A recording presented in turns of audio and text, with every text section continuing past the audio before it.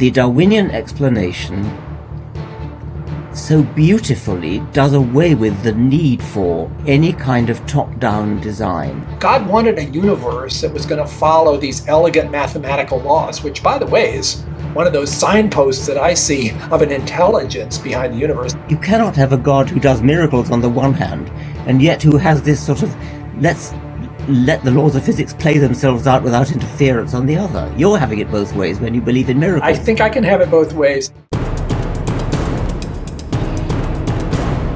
Hello and welcome to the first episode of The Big Conversation Season 4, brought to you in partnership with John Templeton Foundation. I'd love to know what you think of Richard Dawkins and Francis Collins' dialogue by filling out a brief survey. It's multi-choice and really quick. Plus, we've a bonus conversation to share with you. I don't often get a chance to talk to a really distinguished geneticist like this, and I'd like to take advantage of it. Just register for our newsletter and we'll send you an additional video of Francis and Richard talking in depth about the frontiers of biology and genetics. For the survey and to sign up, see the links with today's video and at our website, thebigconversation.show. Well, hello and welcome to The Big Conversation from Premier Unbelievable with me, Justin Brierley. The Big Conversation brings the biggest thinkers together to discuss the biggest questions in science, faith and philosophy. I'm joined on today's show by Richard Dawkins and Francis Collins to talk about biology, belief and COVID. Richard Dawkins is Emeritus Professor of the Public Understanding of Science at Oxford University. He's a world-renowned scientist. His book, The Selfish Gene, is a classic of evolutionary biology. But Richard, of course, is well known also for his critiques of religion as an atheist. His book, The God Delusion, was a bestseller when it was published. And his most recent books include Outgrowing God, A Beginner's Guide to Atheism. Francis Collins is also a renowned geneticist who oversaw the Human Genome Project and was, until recently, director of the National Institutes of Health in the USA, leading their response to COVID, and just recently been appointed as acting science advisor to the president. Francis is a committed Christian. His 2006 book, The Language of God, A Scientist Presents Evidence for Belief, explained why he believes God and science do go together. He's also the founder of BioLogos, an organisation that seeks to do the same. So today we'll be looking at the different journeys of these two men, why two eminent scientists come to such different conclusions about God, and looking at all the questions raised by science, atheism, Christianity and COVID in today's world. So Richard and Francis, welcome along to the programme. Thanks, Justin. Thank you. I'm really privileged to have you both on the same call and to be able to do this with you. It's been a real dream come true bringing you together. So thank you both for being here. Let's just start though with, reflections on, just about 2 years now in this pandemic. How has that impacted you? I'll start with you first, Richard. What's been your experience as we've come through this time? My personal experience has been that I've been able to get on with a lot more work. I've written 2 books while being locked down, so naturally I'm not pleased about people being ill, and I've eagerly taken up every offer of vaccination that I could do, and I've tried to, insofar as I can influence anybody else, try to persuade other people to get vaccinated as well. I'm gobsmacked by the truly idiotic resistance to vaccination that seems to come from a kind of political, ideological stance. But apart from that, no, I've been working hard under lockdown and really quite enjoyed it.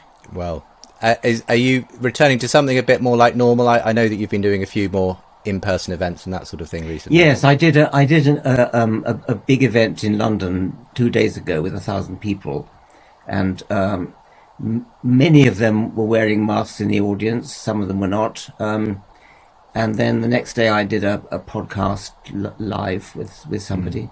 So yes, we're starting to emerge a bit. The British government is emerging, I think, a bit too fast, in my opinion. They've relaxed all lockdown restrictions just last week, I think. I think political pressure to do that, and I think I'm not an expert. I mean, Francis may say something about that. It seems to me to be premature. Well, we're recording this. This won't go out at the time that we're recording, so the situation may have changed a little by the time this is broadcast. But of course, yes. Francis, the I mean, obviously you've been very much at the forefront until very recently of the COVID response. Yeah, and responding to what Richard had to say there, I guess you've seen that as well, up close and personal, the politicization of these issues that can often happen. Absolutely. I would say, and I hope history will take note of this, that the scientific community's response to this worst pandemic in more than 100 years was absolutely stunning in its ability to marshal the resources to bring the technology forward. This whole mRNA vaccine approach, which was developed really over about 25 years, was just pushed forward at breathtaking pace. And we coordinated that from my role at NIH with industry, with academia, with the regulatory agencies, and to get those vaccines approved with 95% efficacy in 11 months was well beyond any expectation that any of us would have tried to claim.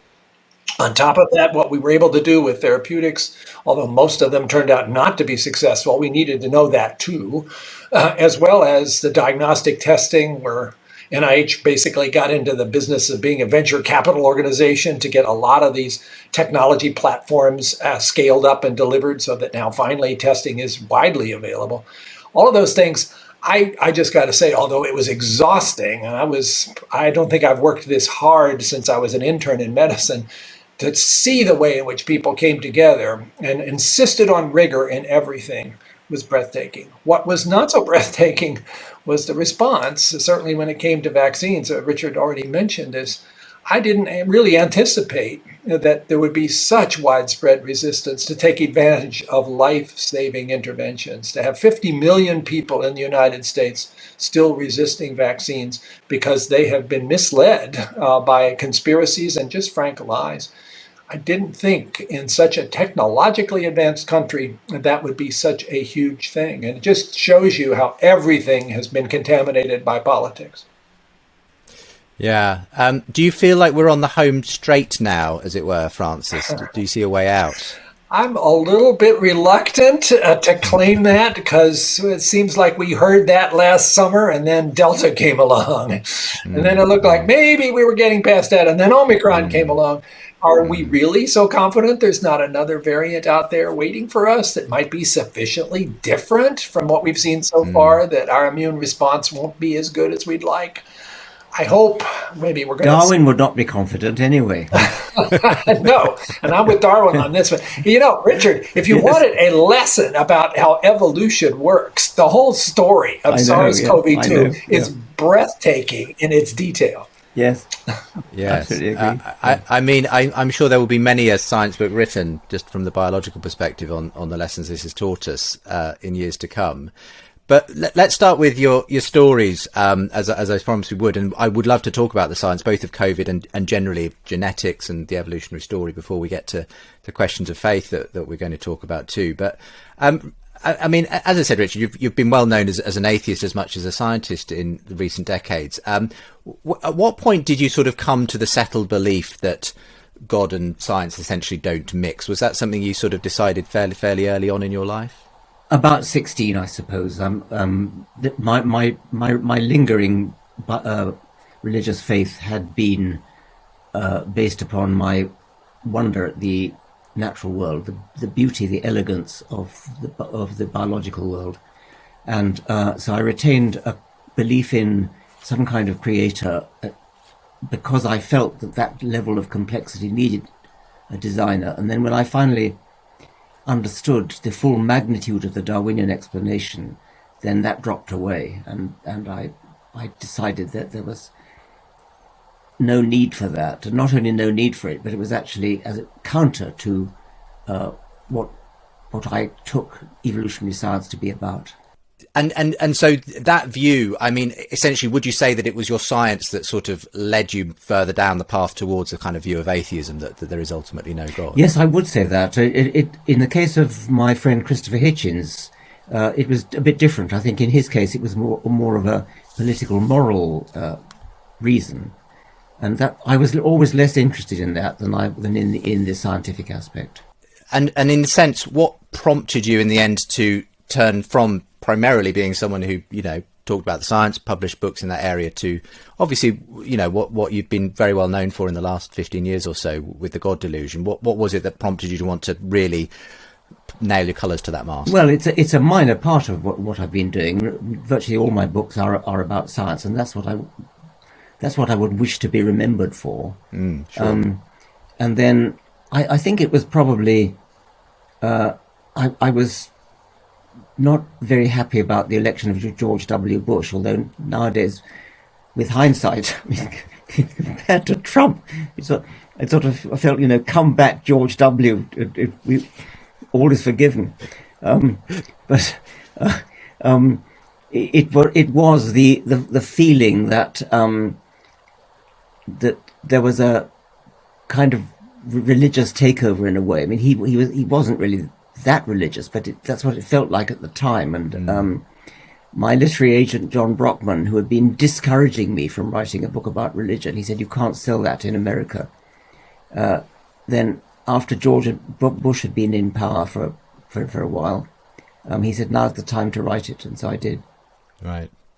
Francis, remind us of your story briefly. You became a Christian as an adult, so to just explain the circumstances of that. Sure. When I was 16 or 17, I was also pretty convinced there was no need for God at all. I had not been raised in a home where faith was considered relevant. And I went on to graduate school in quantum mechanics and enjoyed the experience of trying to use mathematics to understand the universe, and felt there was no need for anything else beyond that. My comeuppance, if you want to call it that, was going then to medical school, because I had this urge to see how science could apply to the human condition in beneficial ways. And I was really excited about DNA in that regard. And then I began to realize there were questions that science wasn't helping me with. Like, why am I here anyway? What happens after you die? Is there a God? Why is there something instead of nothing? And I began to realize I was a bit impoverished in the ability to approach those things.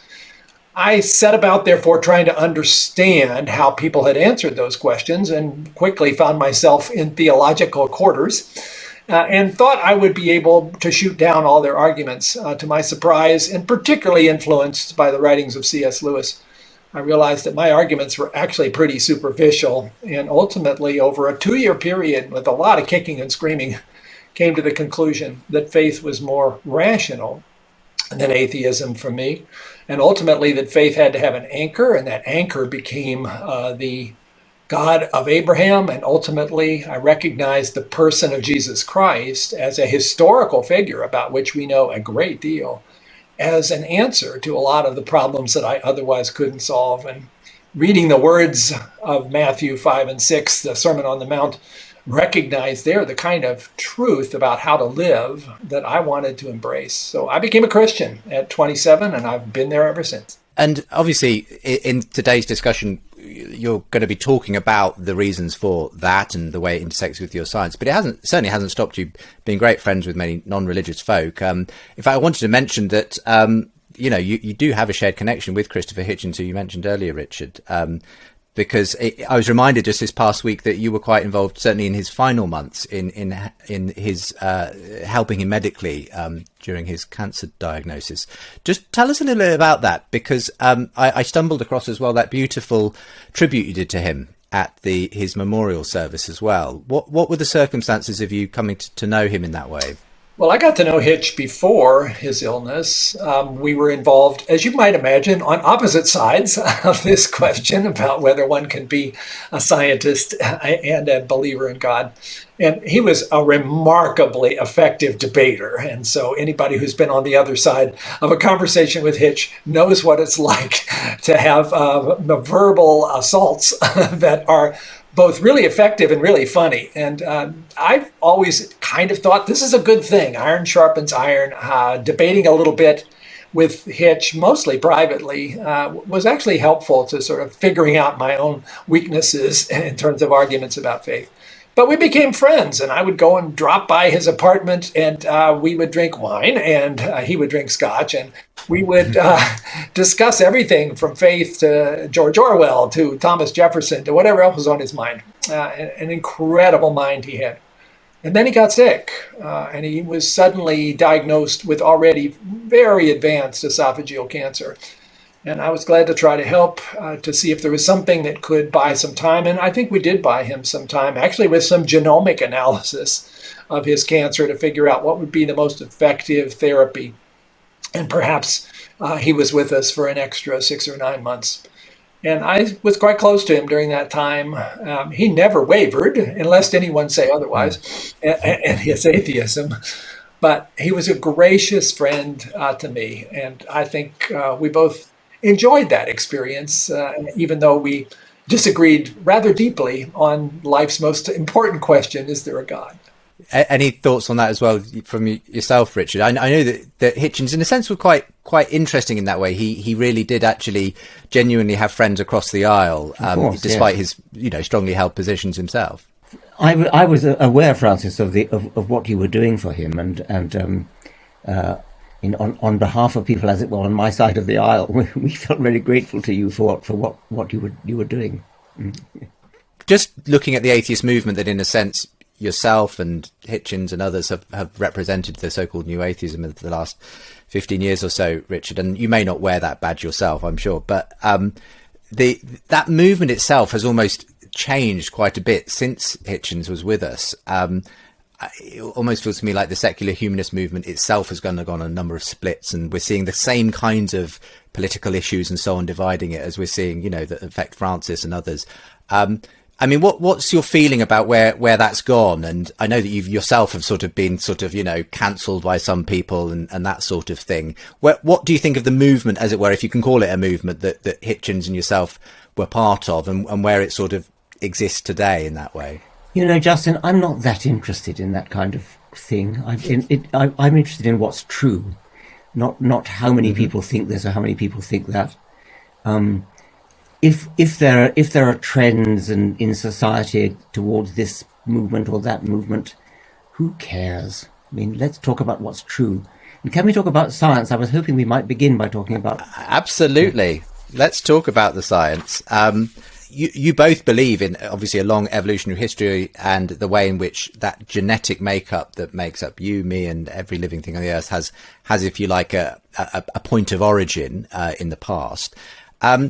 Obviously, for you, Richard, this is part of the reason you are an atheist. Presumably, you said that Darwin, made it possible to be a fulfilled atheist because he mapped out the way in which that process of natural selection could gradually bring about the kinds of complex organisms that, for a long time, people had assumed must be the work of a creator, and so on.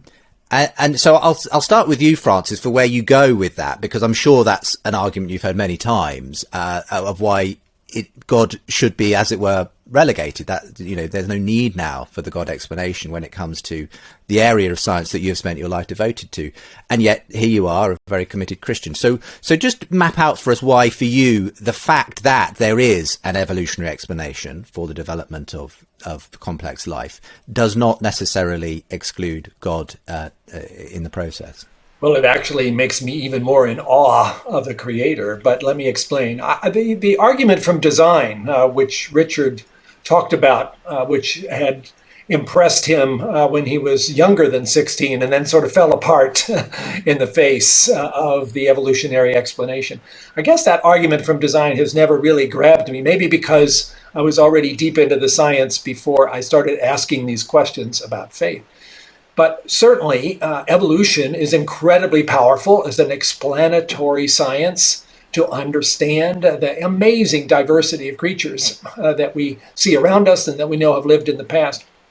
But I don't see how that in any way excludes the possibility that there was a plan. It's just, for me, that steps further back.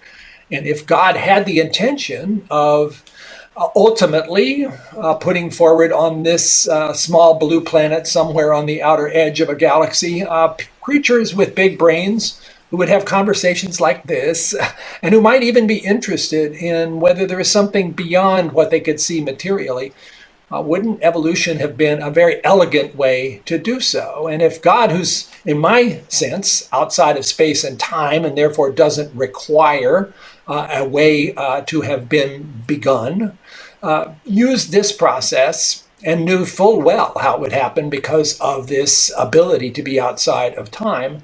I think that's just an amazing concept that brings together what I find to be really important questions about the something versus nothing and the meaning of life, together with what I know as a scientist. Because my prior for whether there's a God was not zero. It was like maybe. And as I began to look around, and I wrote a bit about this in the Language of God, and the BioLogos website has lots more about it, there were in fact evidences, not proofs, we're not given that, but evidences, even from science itself, that something seems interesting here about the nature of the universe, as if it, as Freeman Dyson once said, almost knew we were coming. Yeah, and in that sense, it's a sort of it's a holistic picture that draws you obviously to that conclusion, not just looking at a DNA or one particular thing. I mean, Richard, again, you'll be familiar with these sorts of arguments as well. How would you respond? Well, Francis started to stray into the more difficult physics, the cosmology, the origin of all things. But let's just stick to evolution for the moment. I think if I were God and I wanted to create life, maybe even human life, which is part of the expectation of, I think, a religious person, I think I would not use quite such a wasteful, long drawn out process. I think I just go for it. I mean, why would you choose natural selection, which has the possibly unfortunate property that it could have come about without you? Why would God have chosen a mechanism to unfold his design? He chose the very mechanism which actually makes him superfluous. Admittedly, he could have started it off and said, God the experimenter is another matter. If his aim was an experiment to see, I wonder what would happen if I set up a primeval self-replicating molecule and then leave it to see what happens. That would be a really interesting experiment. And if God's an experimenter, I sympathize with that.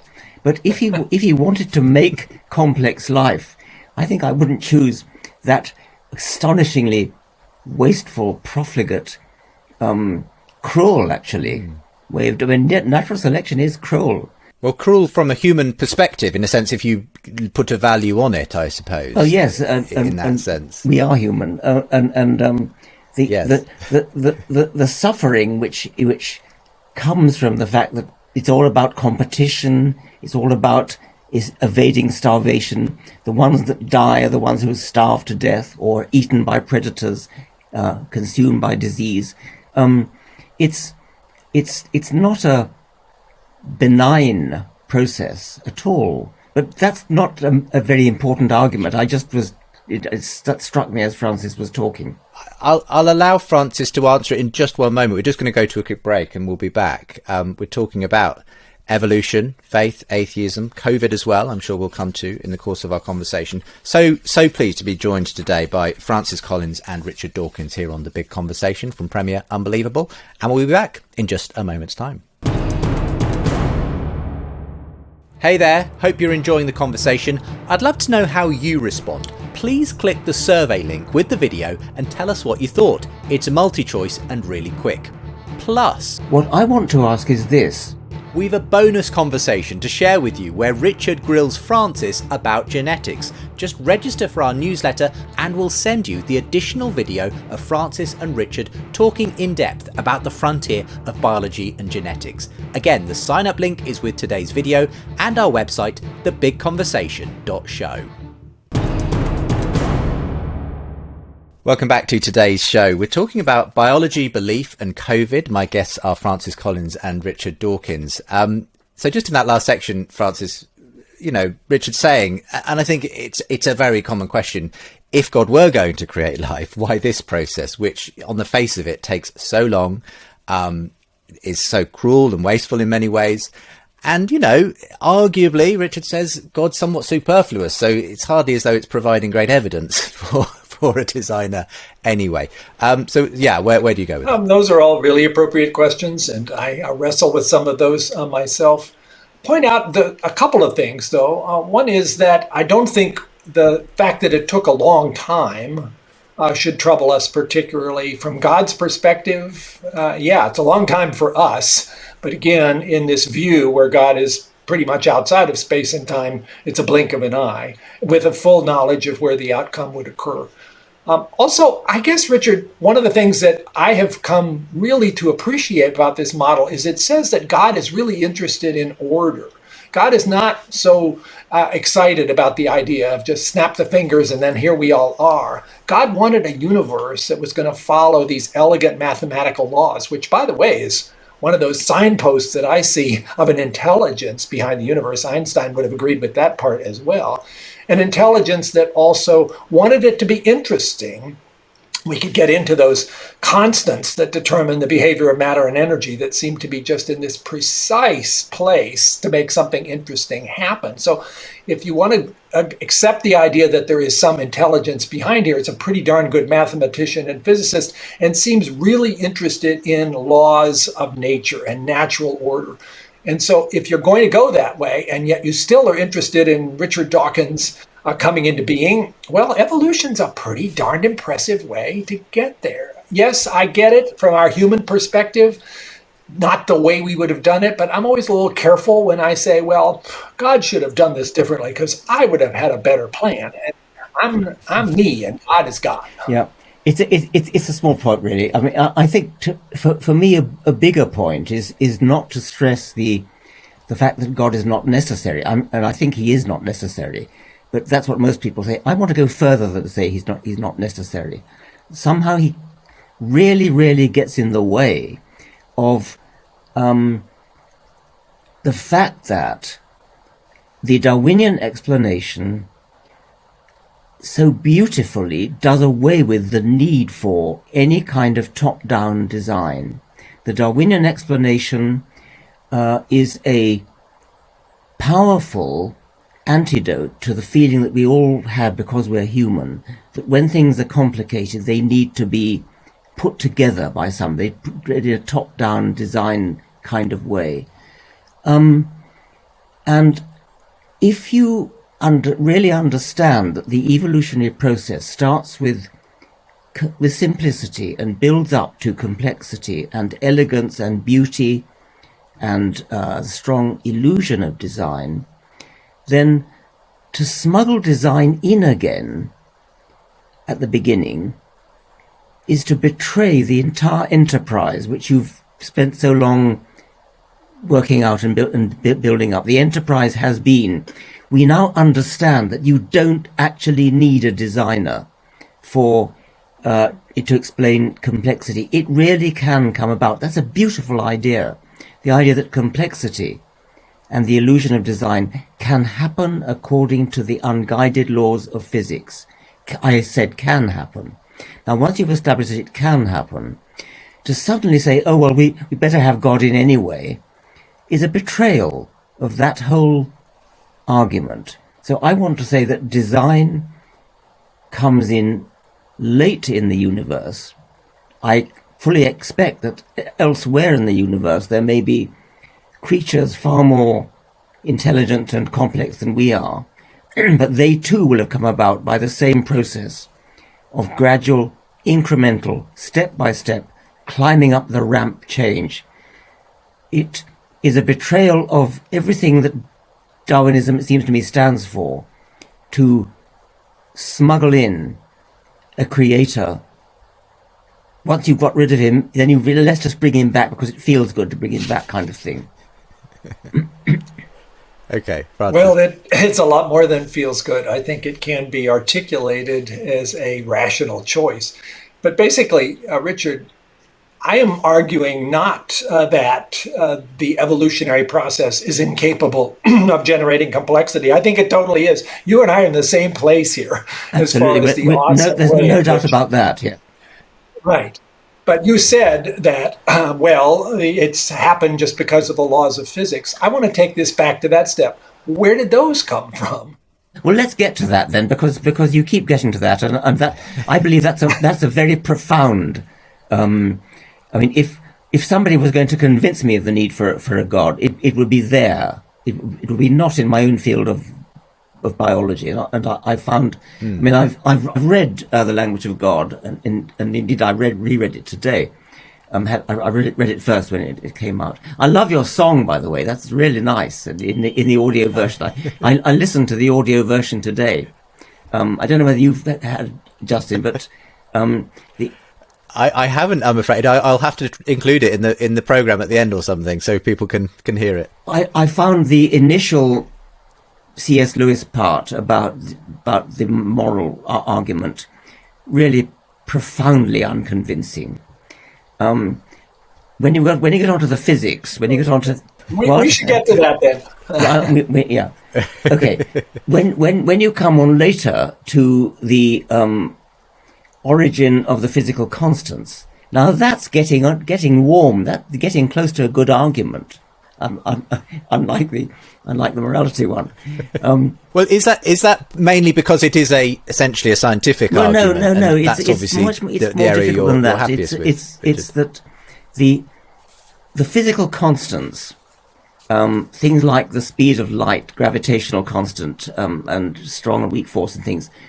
Most physicists agree, that if you change any of those constants by even a very, very small amount, then we don't come into existence. The universe doesn't come into existence. They have to be like that in order for galaxies to form, for stars to form, for chemistry to form, actually, and then for the prerequisite for life to evolve needs that as well. So that's the nearest approach to a good argument. By the way, I want to be very careful about this, because I once said that, I'm not going to mention the name of the man I was having a debate with.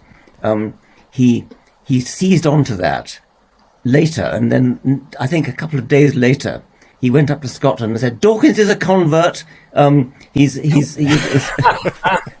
or not quite that." I think what you gave an inch and he took a mile. Exactly. Yes. Yeah. Well, look, I'm very familiar with this argument as well. Often called the argument for God from fine tuning. It is essentially a design argument. It's saying, look at the extraordinary fine tuning of these initial constants of the universe. If they differed from their actual value just a tiny bit, we wouldn't have a universe capable of producing life. And yet here we are. It needs an explanation. One of the explanations on the table is a designer behind the whole thing. And when you look at the extraordinary numbers we're talking about, you can see why it does, even for someone like you, Richard, you'd say that if there were an argument, it might be this one. And actually, I've heard many other atheists say that, Peter Millikan, I think Hitchens, all said, okay, that might be the one if you were going to, crack the door open a little bit. But I think what you were coming to, Richard, is why you still think this is, you're still essentially pointing to a gap and filling it with God. Is that your problem with this? Because it seems to me all you're doing is pushing it back a stage, and you've still got to explain God. Right. You're saying we need an explanation for the fine-tuning, and so we postulate a fine-tuner, but you haven't explained anything. I mean, you simply invented. Okay. You've magicked away the problem, and this is. This has been one of your key arguments in your books, Richard. Just positing God just leaves you with something more complex to describe something more really complex. There's that. But yes. I think, but also, yes. You might convince somebody like me to be a deist, but then you suddenly say, okay, well, because of... he's converted. Did you hear that? Here. because of the fine-tuning argument. But then suddenly, okay, then we get Jesus Christ, and then we get crucifixion, then we get resurrection, we get virgin birth. That's nothing to do with it.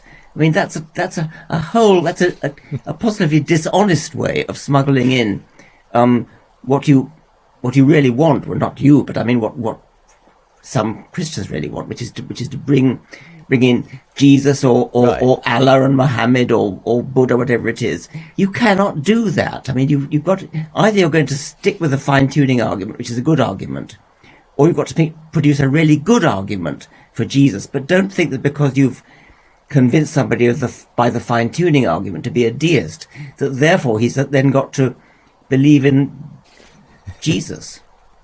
Right, sure. Well, let's take those one at a time. Maybe, Francis, start with this problem that Richard has of, look, is God a satisfactory explanation? Aren't you just substituting a mystery with a mystery at this point? So yeah, let's tackle that. I'm glad that we all kind of agree. The fine-tuning is a puzzle that seems to ask for some kind of explanation. The Goldilocks Enigma, I think, was the title of the book about this. And it is really remarkable just how fine-tuning that fine-tuning is. The alternative, of course, is to postulate that there are an infinite number of other universes that have different settings of those particular constants, and we could only be in one where it happened to work, so that's why we're observing it from here. Of course, we don't expect there will ever be an experimental means of actually detecting the presence of those universes, so that's a bit of a leap of faith as well. But I go a little beyond just the fine-tuning argument, also to the argument about the Big Bang and what came before that. And here, Richard, is where I don't agree with your argument that if you say God is the creator who actually set this all in motion and, as you have said, twiddled the dials for these constants, that then you need to create a reason or a creator of God to start the whole thing off. Because again, I think of God as being outside space and time, so all of our arguments about how you have to have a beginning and an end don't apply anymore. Because if God is actually locked into space and time, you've got an infinite regress problem. But I don't think that's the case once you postulate a much broader sense of what the existence of God would be like. But you do think that God is a satisfactory explanation for that beginning? You think that there has to be something like a God to explain why there is anything at all? I think that's entirely rational and defensible as a position to take. It doesn't prove it, of course. And again, I'll say, as I did earlier, I don't think we're going to discover a proof of God in this conversation, but it's consistent. And then, Richard, as far as going from those arguments to the resurrection, no, of course, that requires, and I went through that for 2 years, kicking and screaming, as I said, it's sort of like the base camp. Richard, you've made it to base camp, but at the top of the mountain, there's a cross, and it might just be a little bit more of a trek to get up there. That was my trek, at least, because I encountered a total sense of unease and dissatisfaction at stopping at the deist version of God because of this issue about good and evil, and where does that come from, and how do we put that into the equation of who we are and who God might be.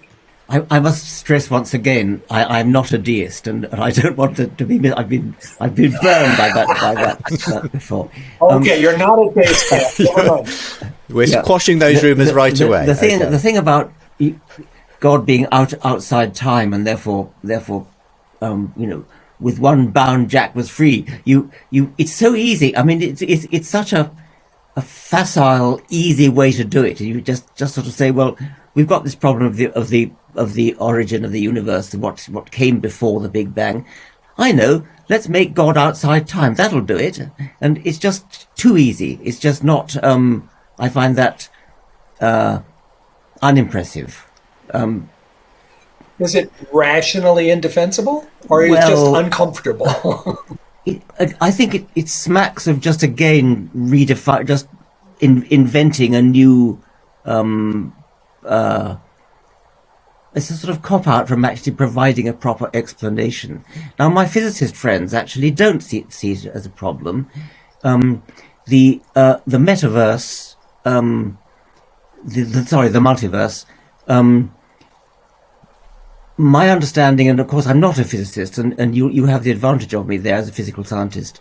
But what I've heard from my physicist friends is that actually the multiverse is something that comes from other aspects of physics, something that comes from inflation, and I'm not a physicist enough to understand that, but I would be less convinced by the multiverse if it was just invented for the purpose of solving this problem of fine-tuning. But my understanding is that that's not the case, that it already was a prediction, or is a prediction, of other reputable aspects of physics. I think especially the inflation theory. I may have got that wrong, but Yeah, that's fair. And if you go to the BioLogos website, which I will plug once again, the current president of BioLogos, Deb Harzma, is an MIT astrophysicist, and certainly would put forward this notion that inflationary theory does permit the possibility of bubbling up of these other universes, not necessarily with different values of the constants, however. You've got to throw another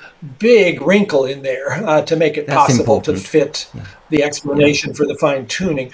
But I know Lawrence Krauss, as you do, and we've had these conversations about exactly how much you can get there. What is troubling, though, and I would guess is troubling to you too as an experimental scientist, is that the ability to actually experimentally document the existence of those other universes seems almost to everybody to be extremely unlikely, probably impossible. And that makes it an uncomfortable place to place all in one bet. So if you've got these opportunities, you have a creator God on the one hand, and you have a theoretical prediction of multiverses that you will never be able to measure, pick Occam's razor here. Which of those is a more plausible explanation?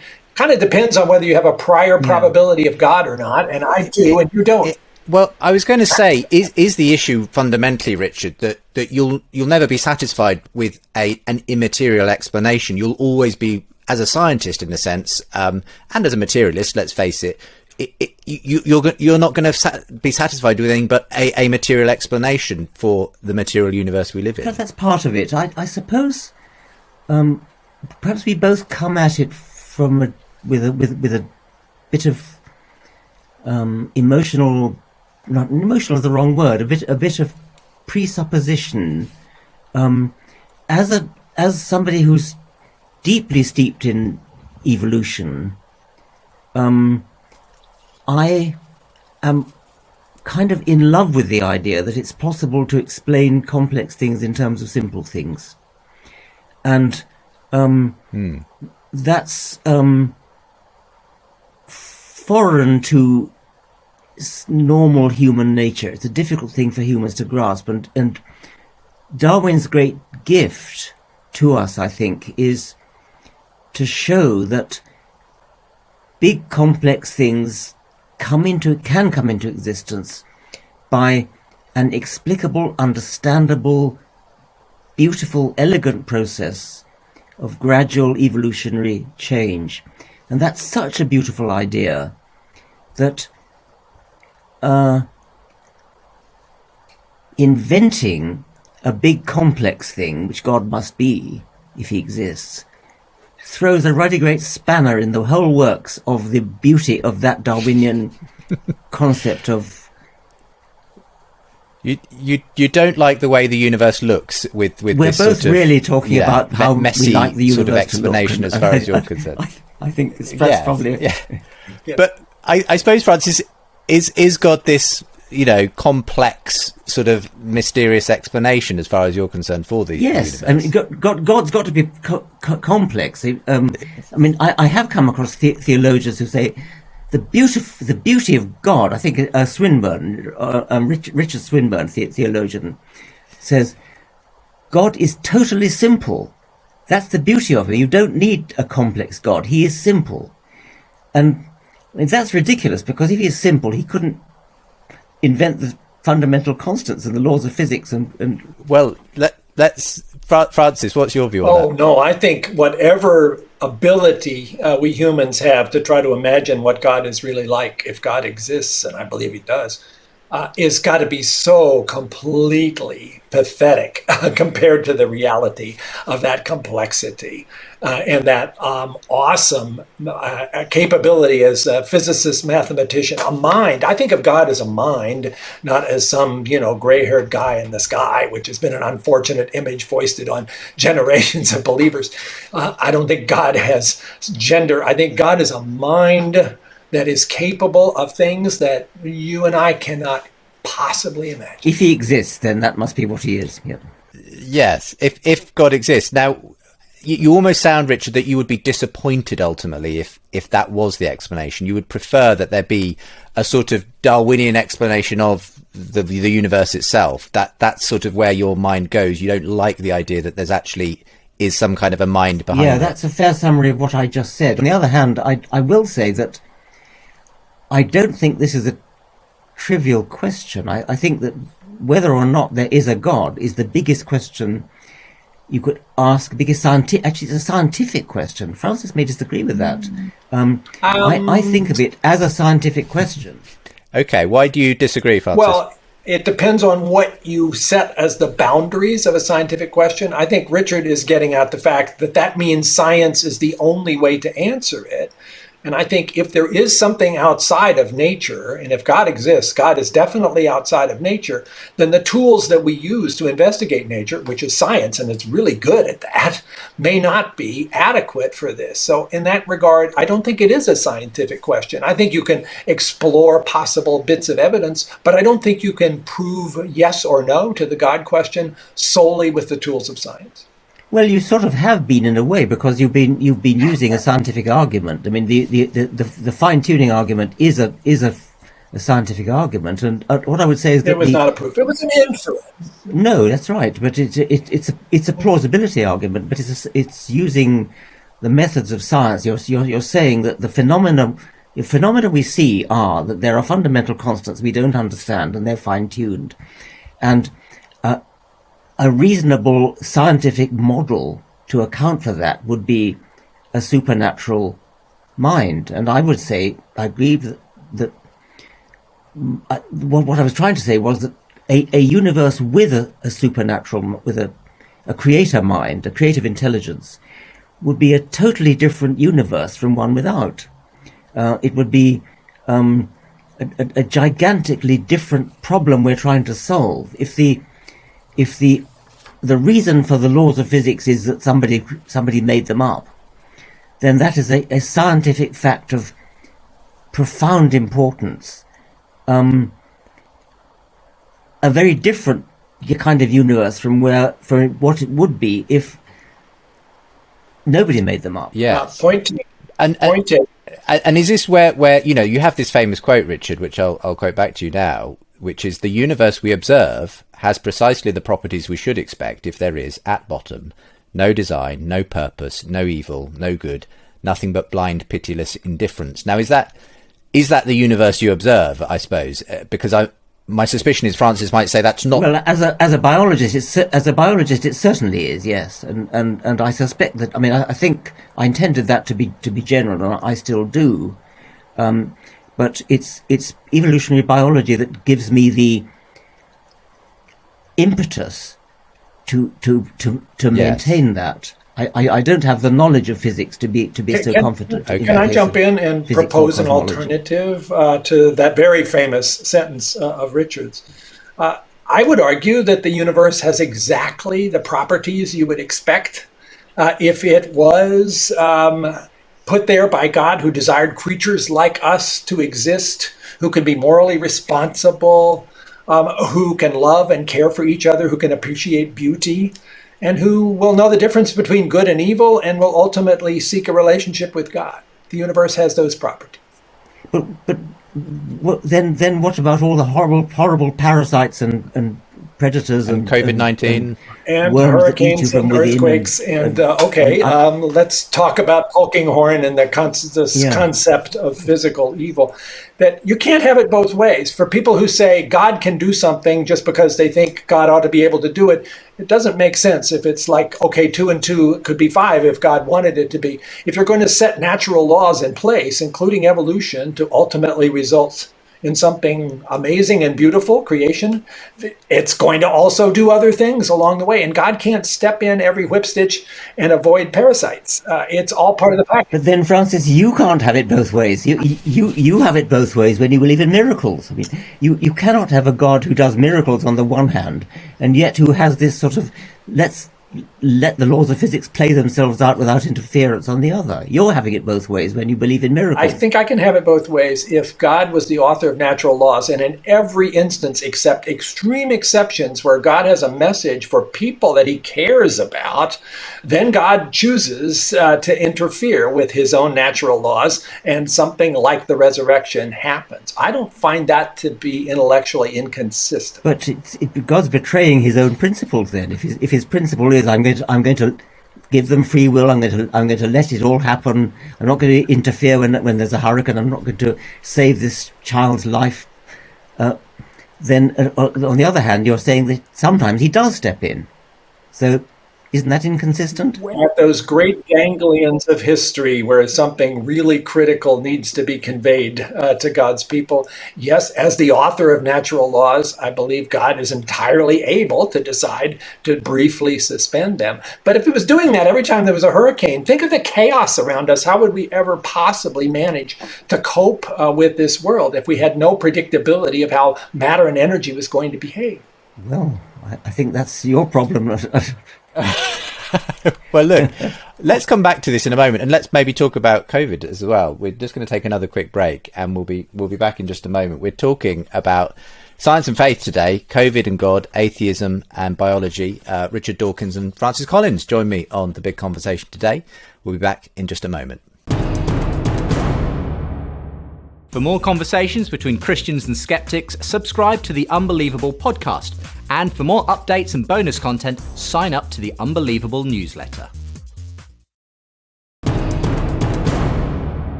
Welcome back to today's show. The big conversation, really privileged to have joining me Richard Dawkins and Francis Collins on today's edition of the show, talking about biology, belief and COVID. And I'll make sure there are links to both my guest websites from today's show. You can find out more about them, their books, and the causes and organisations that they've created. I wanted, obviously, given that you have been at the forefront of the USA's response to COVID, Francis, and we started by talking about that, to talk about that in scientific and theological terms. And again, given what we were just saying about Richard's concerns that it's very difficult to understand, you know, if you are a Christian who believes in a loving God who could intervene, why God has allowed this kind of a universe to exist in which the natural laws take their you know, the course they do. Perhaps just to put this into context, for those who may not be familiar with the biology, just give us a very simple sort of education on the COVID virus and what caused it, why it's there, the fact that obviously not all viruses are necessarily problematic, or even we need some, but that, you know, why this particular one has caused the amount of disruption and devastation that it has, and then where you see that fitting in, if there is really a God behind this whole thing. So there are more viruses than there are stars in the universe. These are incredibly widespread. They affect every organism. Bacteria have their own viruses, and there's this battle going on right now in your GI tract, whether you like it or not, between the viruses that are attacking your bacteria, and let's hope the right ones win. But viruses can also cause very serious illnesses, as we all know, from things like smallpox and polio, and now COVID-19. Viruses tend to be particularly dangerous for humans when they jump across from other species. And that seems most likely to be what happened here, despite various conspiracy theories. By far and away, the most likely explanation is that this virus, which was being developed in a bat, perhaps traveling through another species, got into humans, possibly in the wet market in Wuhan, China. And there it found a host that was very susceptible to its ability to multiply itself. It bound to human cells using a human protein on the surface called ACE2, which allowed that virus to get inside and then take over that host cell's machinery and replicate itself at a very rapid pace and then spread to other cells nearby. And furthermore, this virus was particularly good at making itself contagious to others around. Even people who weren't yet symptomatic could be very infectious, which is why SARS-CoV-2 has been such a bad actor and why so many people have gotten sick and died. So that is pretty consistent with what we know about other viruses. There's nothing particularly striking here, except maybe this very unusual way that people who aren't feeling sick can be super spreaders of the virus, which has made this one really successful. And of course, with evolutionary pressure, with so many people affected, mistakes made in copying the virus, most of which are deleterious, occasionally pop up with something that makes it even better at infecting people. That was Alpha, and that was Beta, and that was Delta, and now it's Omicron, and who knows what might be next. So how did this come about? Let's be clear. that this is probably, at least indirectly, a consequence of humans and animals getting really close together in ways that they traditionally have not. Bats living in caves in China generally didn't come in contact with a lot of humans, and now that's been more common. Same thing with influenza, as you all know, in terms of how that comes from birds or sometimes from pigs. This is a constant refrain. And I don't think we should blame God for that part. Now, in terms of the question about why would God allow this anyway, again, I come back to the fact that I see God as interested in natural order and having put in place this incredibly elegant process of evolution. It would not be appropriate to sort of say, oh yeah, but you can't make viruses, evolution. You got to leave that part alone.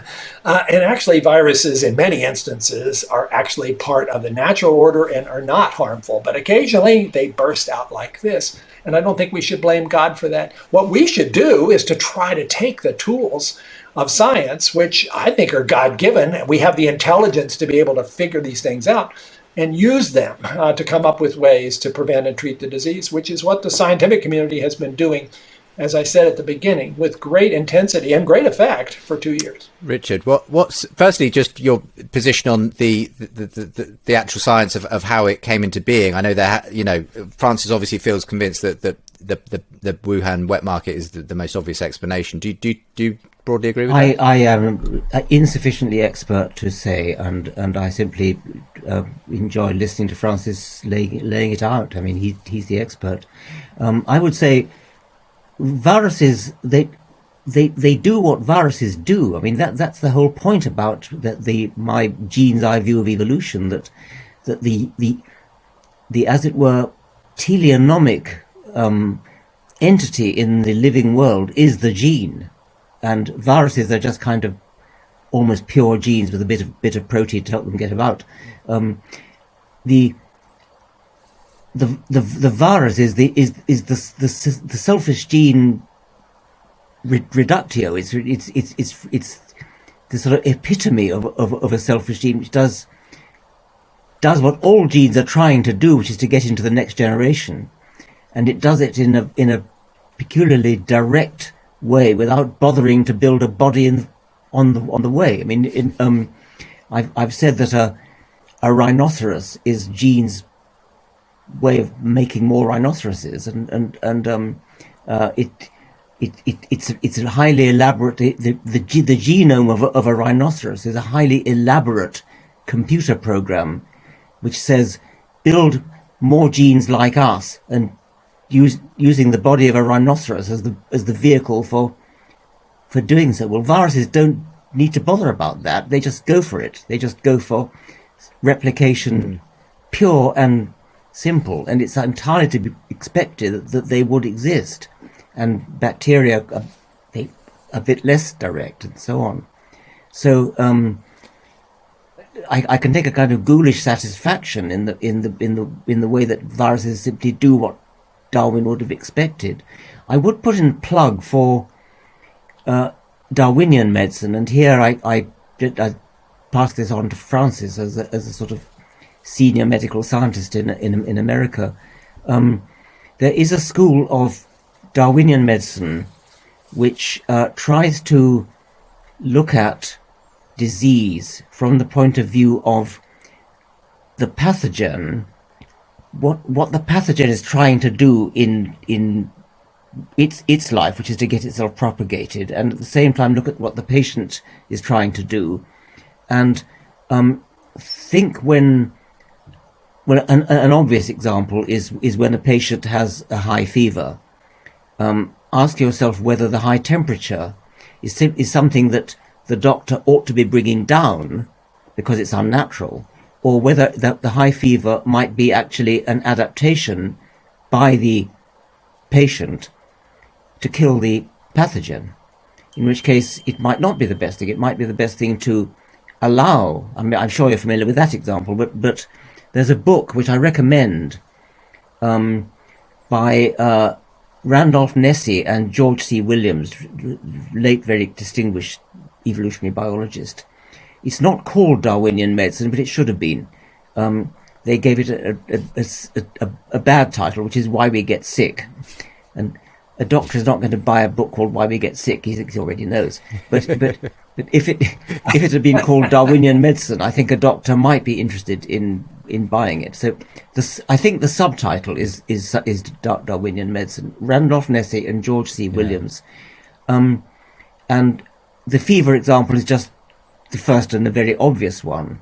Much less obvious one is all the ailments of pregnancy, preeclampsia, that kind of thing, can be explained as a result of, very elegantly explained, as a result of an evolutionary conflict between the mother and the fetus, because they're not genetically identical, and the fetus's genetic interest is somewhat selfish. It wants to draw from the mother more resources than the mother, evolutionarily speaking, ought to give. And so the conflict can result in an evolutionary arms race, which the main work there is by David Haig of Harvard University, and that I think is discussed in the book Darwinian Medicine. So any doctors listening in who are not familiar with this might like to look up that book. And on that subject, Francis, given that you both believe that in a sense evolution drives these forces, that both the aspects of ourselves that kind of tend towards our healing and our health and so on, but also these forces that are in competition with us, the virus that wants to replicate itself and will use whatever host it can lay its hands on in the course of that. For you, this obviously, for Richard, this doesn't sit well with the idea that there's a God on top of this whole thing. But for you, you're really happy to say it's actually, it's the sort of the sharp end of the kind of deal we've got, as it were, as embodied conscious agents, that this is the kind of world God had to put us in order for us to be the kind of people we are. Is that what you're saying there? That's what I'm saying, and to follow natural laws and order in the universe, just as tectonic plates must slip in order for this planet to be what it is. And so viruses must come into being if evolution is going to run all of the programs that it has capable of doing to generate interesting biological outcomes. And that, again, I come back to Polkinghorne's concept that those things could be called physical evil when they actually harm and take the lives of innocent people. But they are a component of the fact that we are in a universe that follows laws. And I don't think we'd want to be in one that didn't. I get that. And I mean, that would be a consistent position to take were it not for your belief in miracles. I mean, I say again, you can't have it both ways. I mean, God should not be doing miracles if what you say about earthquakes is correct. But if God hasn't, he's betraying his own principles. He is choosing, because he is able to do so, those moments of remarkable importance to convey a message to his creatures. That would be you and me, in a way that the miraculous may be able to achieve. And again, if God's the author of all of this, I don't see why God should not be allowed, when it suits his nature, to change things. Yeah, he would have the power to, but then okay, I'm not going to intervene in this earthquake, because that would be inconsistent with the desire to let things play out. But I am going to intervene to heal whatever it was called, Jairus' daughter, or raise Lazarus from the dead. It's funny you mentioned that story, Richard. I was only reading that to my 6-year-old son this evening in bed. So the healing of, and it comes at the point where the power has gone out of Jesus as a woman touches his hem on the way to. Well, I don't think Francis believes in those. Do you believe? Okay, well let's do you believe in these miraculous healings of Jesus? I think they're recorded by reliable witnesses who observed these things to happen, and I have no reason, therefore, to question them more than I do to question the resurrection, which is the most critical miracle of all. And without resurrection, my Christian faith really doesn't have any substance. Yeah, but okay. I mean, so You don't intervene with earthquakes. You don't do any other miracles. No miracles. And then suddenly, during a 30-year period, from 0 AD to 38 AD, a whole spate of miracles happen. It doesn't add up. Well, it was not just any 30-year period, Richard. It was the moment where God actually became human. And if there was ever a moment, therefore, where the miraculous could be experienced by humanity, that would be it.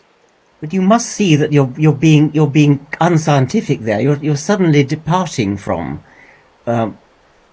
everything you've been saying. You must see that you're applying your own view that anything that can't be explained naturally must be an intellectual error. And you and I are different in that regard. I'm allowing the possibility of the supernatural, a creator God who's responsible for everything. Yeah, I'm kind of amazed actually that I don't want to get into biblical scholarship, but you must be aware that a huge number of biblical scholars don't take all the miracle stories seriously. I am aware, and I will be happy to listen to their arguments if there are specific ways to discount one or the other. When it comes to the resurrection, though, please read Tom Wright's wonderful book, The Resurrection of the Son of God, if you want to see the kind of scholarship that anyone would want to ask for the most significant miracle of all time.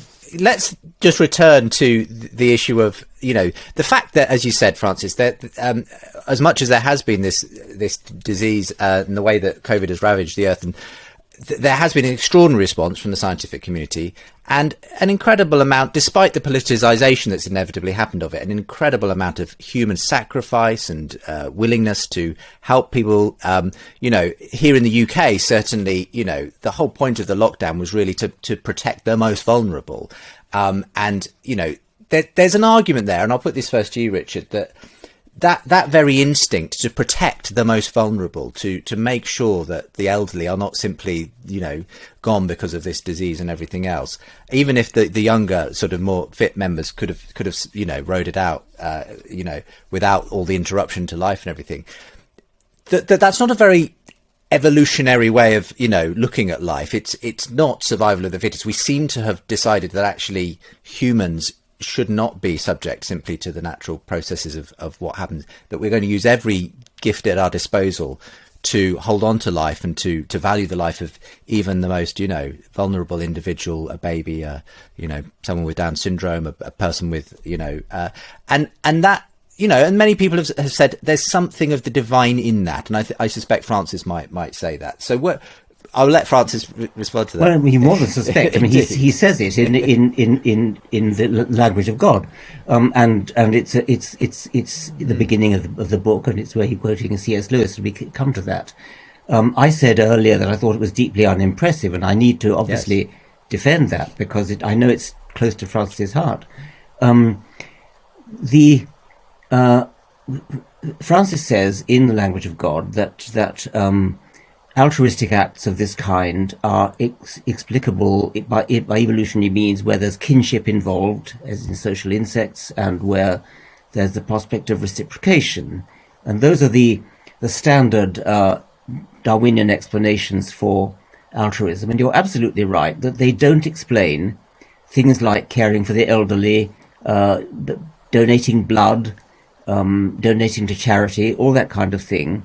This is something different, and Francis tries to make the case that this is a uniquely or almost uniquely human characteristic which demands a divine explanation, this moral sense that humans have. And the reason I find that unconvincing is, let me give an analogy. We have a sexual instinct whose evolutionary function clearly is reproduction, but we don't actually think about that. When we have sex, we very often are using contraceptives, so we have thwarted the Darwinian design. We are having sex because we enjoy sex. Now, what has happened there is that in evolution, natural selection has built into us a rule of thumb which doesn't say do everything in your power to propagate your genes. What it says is enjoy sex. It gives you a liking for sex. Now, in our evolutionary past, we would have had, we wouldn't have lived in large cities like we do now. We would have lived in small bands, small villages, small bands rather like baboons perhaps, where everyone you meet would be your kin. And moreover, everyone you meet would be the kind of person you're going to meet again throughout your life.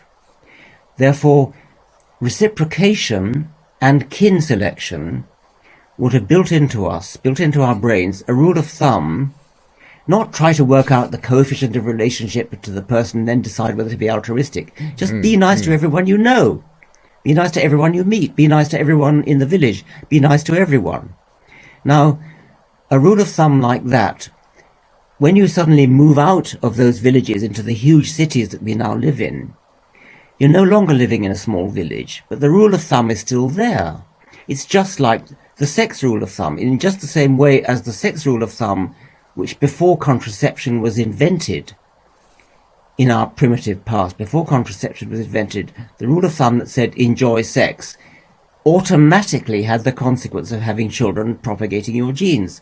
The rule of thumb which said be nice to everyone automatically benefited your genes, and in two ways, both kin selection and reciprocation. It no longer does.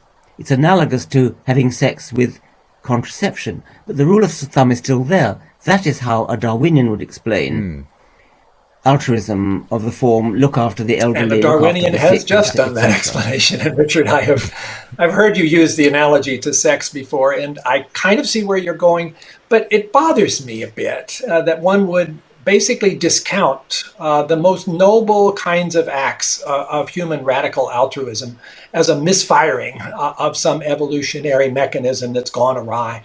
When I look around me and see what's happened with COVID, I mean, look at those people who are working in ICUs, nurses, doctors, other folks, taking care of unvaccinated people who shouldn't really have to be there, but still giving of themselves as best they can to try to save their lives, and exposing themselves also to becoming ill and dying themselves. That is an incredibly noble set of actions. And to dismiss that bothers me. And I think it brings me... No, I'm not dismissing. You see, that's right. I'm not dismissing. It's. I agree. It's noble. It's terribly noble. I mean, I think it's wonderful, and I hugely admire it. But I'm not dismissing it. I'm explaining it. It's a different thing. Then let me bring this to the next level. Then, and Richard, I appreciate your critique of the way in which the language of God starts off, and I hope soon to write a new edition of that where I would somewhat redo the argument about the moral law, not dismiss it, but redo it, because I think it was still a bit unformed. But the question I want to come to is this whole question then of morality and where it comes from, and why do we as humans have this universal sense, regardless of what point in history or what culture we're in, that there is such a thing as good and there's something called evil. We disagree profoundly based on our culture about which actions are good and which actions are evil, but we don't disagree that there is a difference and that we are somehow called to work on the things that are in the good column and avoid the things in the evil column. I can see the evolutionary argument that is basically burned into our DNA and our brains by the way in which it has allowed our species to survive. But does that then say, and would you say, that those are basically concepts that we've been hoodwinked about, that there really is no profound significance to morality at all? It's all an illusion? But when you talk about evil, and good and evil, isn't it enough to say good is what good people do and evil is what bad people do? You don't need to invoke a kind of spirit of good or spirit of evil. It's not something hanging out there in the air. It's just a description. No, but we have some sense about how we evaluate particular actions that seems to be universal to humanity. Yes. Oh, that was I don't find that a problem. That was admirable. That was noble. I mean, we have we have a sense of beauty. We have a sense of... Well, there's another one. Where does that come from? That's why I raise it. And I mean, peahens have a sense of beauty, which is why peacocks look the way they do.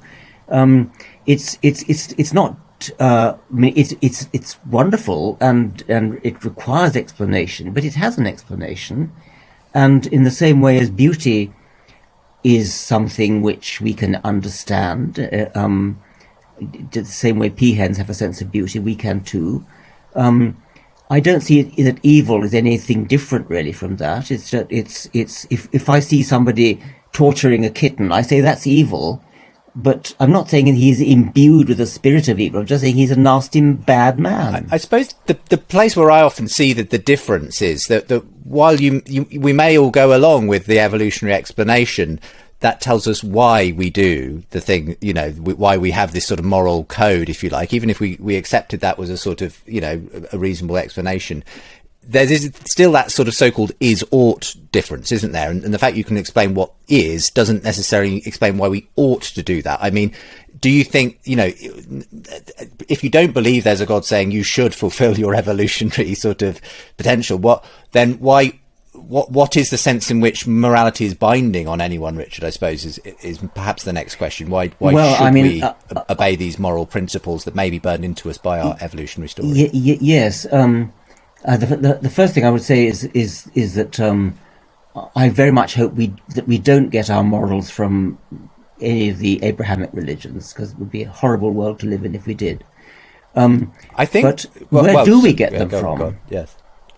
I mean, where do we get them from is a very interesting question. And what I notice looking at history is that they change in a good way. I mean, as Steven Pinker has pointed out in several of his books, like The Better Angels of Our Nature, as the centuries go by, we're getting a lot better, getting a lot nicer. I mean, we've abolished slavery. We now respect equal respect to the sexes.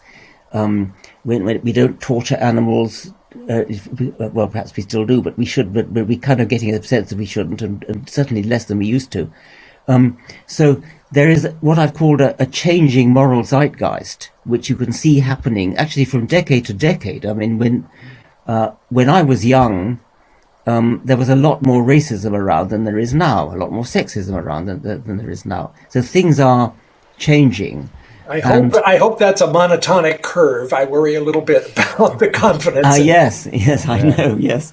But whatever it is, it's not coming from outside. I mean, you can think of it as something in the air, but I don't mean anything mystical by that. I mean, it's a combination of journalism, of dinner party conversations, of parliamentary decisions, of decisions in courts of law, moral philosophic arguments written in learned journals and filtering that down. There's a whole lot of different things that have led to the shifting moral zeitgeist, such that we've abolished slavery, sexism and racism are now unrespectable in a way that they used not to be. I'd be interested in your response to all of that, Francis. I mean, do you think that that is kind of the way it works? Morality is just the whatever our culture delivers us at this moment? No, I was trying to say otherwise. I was trying to say, and read the appendix to C.S. Lewis's book, The Abolition of Man. It's a wonderful appendix, kind of walks through all the cultures that Lewis had studied, and he was a pretty good scholar, pointing out that there are no exceptions. They all had this concept of good and evil. They interpreted it in very different ways, and perhaps we are now interpreting it in different ways as we make the Steven Pinker kind of progress. But the point here is that humans, for all of history, have never disagreed that there is something that we are supposed to do. Where does that come from? We're supposed to be good. We're supposed to avoid the evil. I just have a big problem seeing that as a purely evolutionary consequence that has no deeper meaning. And this is where I do get to the point of morality. And Richard, I do see that if I was looking for a signpost of something that said that God might be interested in me and God might be the ultimate example of holiness, here I find it. And I'm puzzled by that. And I think lots of other people are as well. Where does morality come from? Basic evolution doesn't quite answer that. It does for me. But as you say, I mean, it changes. It's different in different cultures, and as I've just been trying to say, different in our own culture as the decades go by. And I find But Richard, let me press you on that. I agree it's different in different cultures, but the concept that there is good and evil is not different. It's just discussions about what fits into which category. Where does the I can't concept? imagine what it would look like if it wasn't. I mean, how could a society not have some kind of idea that if so and so steal somebody else's canoe or steal somebody else's pig or something in some society, that would contravene the conventions of the society and would be regarded as bad, therefore. And would require some sort of bad outcome for the thief. But where would justice come from there? That we also need to be generous. We need to be big-hearted when we're seeing people who have done the bad thing. We need to figure out how to forgive them. Where does forgiveness fit? Well, I think forgiveness might be not a very universal thing, but I mean, you might find quite hard in some societies to find forgiveness. But in any case, But we admire that. I mean, look at the terrible shooting in Charleston and Dylan Roof, who killed those people, and then they found it possible to forgive him. And we look at that, at least I do, and I think that is an amazing example of human noble actions. I do too, That is but it goodness doesn't require personified. anything mystical. I mean, why do you have to reach out? Why do we care about it? Why do we see it as so beneficial as opposed to, oh, well, that was something they just decided to do? It enlivens us, it enriches us, it makes us feel like there's something more to humans than just, the mechanics.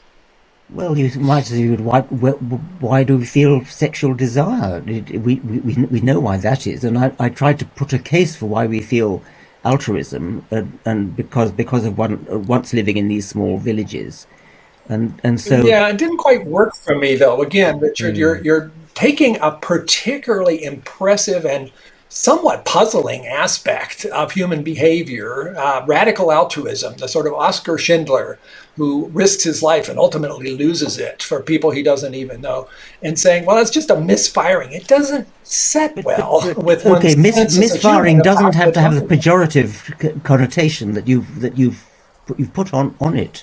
I mean, you could say that the desire to adopt a child. I mean, many people adopt a child. Now, that is a misfiring, but that's not a pejorative. I mean, it's an admirable thing to do. It's a wonderful thing to do, but it is a misfiring of the Darwinian impulse to want to rear a child of your own, and that's fine. It's a beautiful Then thing. why do we admire it? Well, we have Yes, the it desire is. to rear we have People the who desire to study rear a child for good Darwinian reasons, which you and I would agree with. But then, when a couple cannot have a child, they have that desire. It's like the desire for sex, which you still have the desire even though you're using a contraception. Similarly, you still have the desire for a child, even though you are, for one reason or another, unable to have a child of your own. So you adopt one. Now that is technically a misfiring, but please don't think that I'm saying anything that pejorative about it. On the contrary, I think it's noble, as I think the sort of Oscar Schindler behavior is extremely noble. But presumably, Francis, and we'll have to start wrapping this up because I'm aware you've given me both a great deal of time and it's been fascinating. But presumably, you believe that the nobility we see in such an act goes beyond just an evolutionary thing. You believe that there's a real right and wrong that exists in the universe that we're kind of seeing and acting upon in that sense. I do see that, and I am not happy dismissing it on purely materialistic grounds. Well, those who study sort of what's exceptional about humanity, they always come up with these three characteristics of what it is that we are attached to. One is truth, which at the moment is a little bit underneath fire, at least in my country. Another is goodness. Where does that come from? And the third is beauty, which we touched on, and which I also think can't be dismissed as we're just peahens. We see beauty in equations. We see Francis, beauty in music and in a patch of pink in the western sky at sunset. And it doesn't seem to have a whole lot of evolutionary benefit to us, and yet it matters. And it also lifts us in a certain way into a plane of something other than the sort of pure dailiness of our experience, some glimpse of something what Lewis calls joy, where you have just this sense that there's something more. If I could just grasp it, and then as soon as you try, it's gone. And that feels to me like a real significant experience that should not be dismissed as a neurotransmitter that just lost you its keep way. using words like dismiss. I mean, I don't dismiss it. I exult in it. I mean, it's wonderful. It's beautiful. And the fact that you can give it an explanation is not to dismiss it or demean it or reduce it in some way. Yes, I mean, a sense of beauty, the sense of the enjoyment of Beethoven, it is actually firing of synapses in your brain, but that's not to demean it. It's still wonderful. And incredibly wonderful. And it's not, Polkinghorne's line comes to mind that beauty is not something we should dismiss as just evolutionary, epiphenomenal froth on the surface of an uncaring universe. But that's an emotive language again. But it's not dismissing. It's not froth. It's wonderful, but it's explicable. Well, okay. Well, look, we'll agree to disagree on this one, but it's been a real pleasure having the conversation between you. And perhaps we'll go out to some music if we can dig out that track of yours, Francis. I'm not sure. For now, thank you very much, Richard and Francis. It's been a stimulating conversation and one that's been done in a great spirit of respect. Wonderful to be able to talk with you again, Richard. I was looking forward to this. Yes, great pleasure. This has really been a pleasure.